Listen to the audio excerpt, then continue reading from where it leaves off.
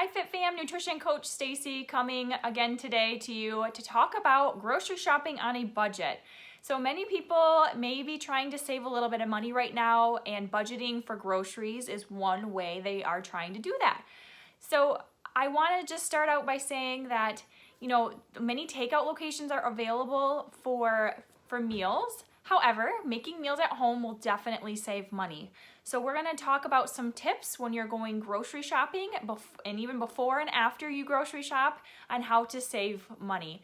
So before you even head out to the grocery store, I want to suggest to check your pantry, check your refrigerator for any foods that you see, maybe they're even close to expiring, but some of those items that maybe you forgot about. Maybe you have some canned beans or something like that that you can utilize in your meal plan. So now that I mentioned meal plan, that is the second thing. We want to meal plan our meals for the week.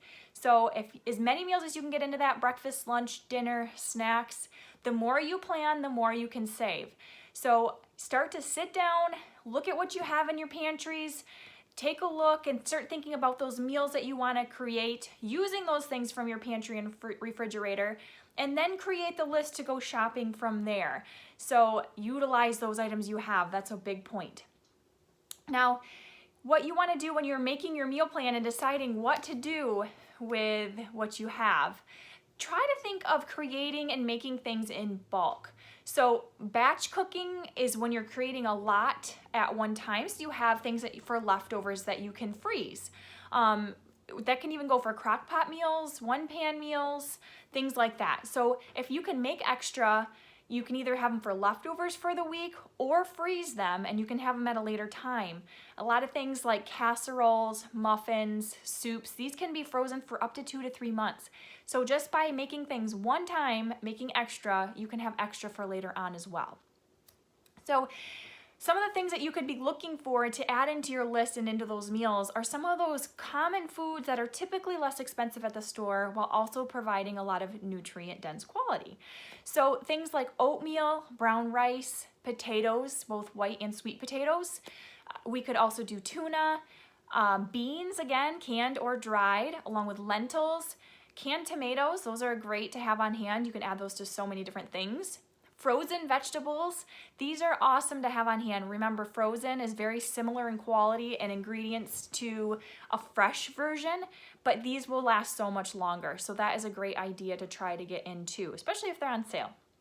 Other items too would be things like tuna, bananas, or even chicken. I know if you can get it on sale, if you can find it in the stores, chicken typically has different cuts that you can get at a less expensive price, and it's very versatile to use in a lot of different things. So those are some of the food items to consider purchasing and adding into your meals as you are creating your meal plan. So now that we've gone through all that beginning stuff and we created our list based on the things we still need that we don't have on hand, now we're going to go into the grocery store.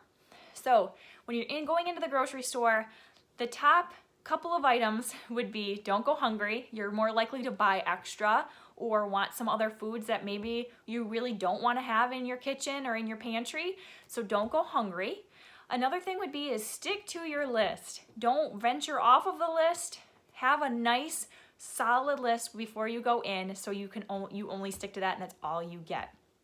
Another thing to consider is to buy generic brands of items that you may need. So a lot of times they may put the more expensive stuff in the middle where eye level on the shelf. Look up or down. See if you can find a generic brand, and that can definitely save a little bit of money there. Another thing would be don't buy things on sale if you don't need them. It may seem like a great price, great idea, but if it's not on your list, don't get extra, even if it is on your list, if you don't need it. So just keep that in mind as you go through the sale items. Another thing would be just because something is in bulk doesn't mean that it's less expensive than getting a smaller version. So really check out and see what the price per unit is. That's what it's called, the price per unit. It's typically on all the labels on the shelves, but if the smaller version or the smaller item is actually a lower price per unit, it may be more worth it to get a smaller size than in bulk. So that is something to keep in mind as well. Now, we've gotten through the grocery store, we've gotten all the items that we need for our meal plan.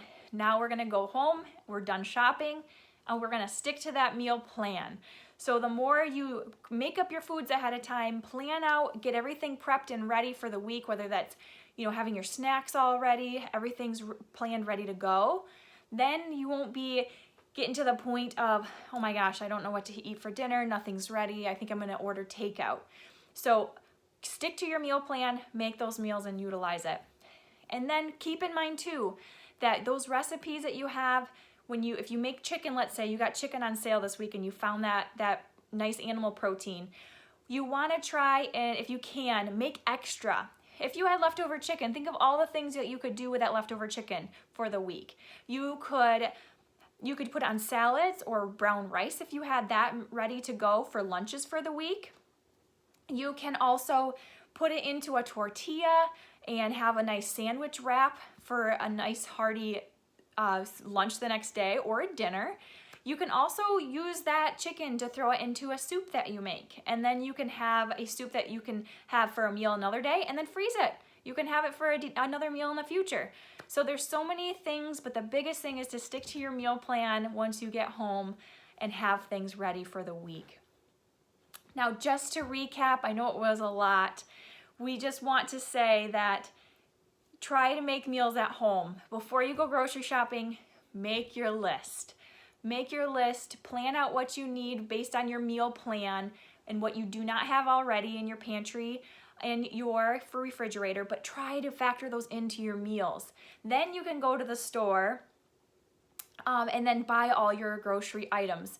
So keep in mind that don't go hungry, stick to your list, look for those foods that are going to be the best ones to incorporate into your meals that are less expensive. So like we mentioned oatmeal, eggs is another one, I don't know if I mentioned that, beans, lentils, tuna, rice, brown rice, potatoes, white or sweet potatoes, frozen veggies, and then chicken and things like that. So look for those items in the store when you're there.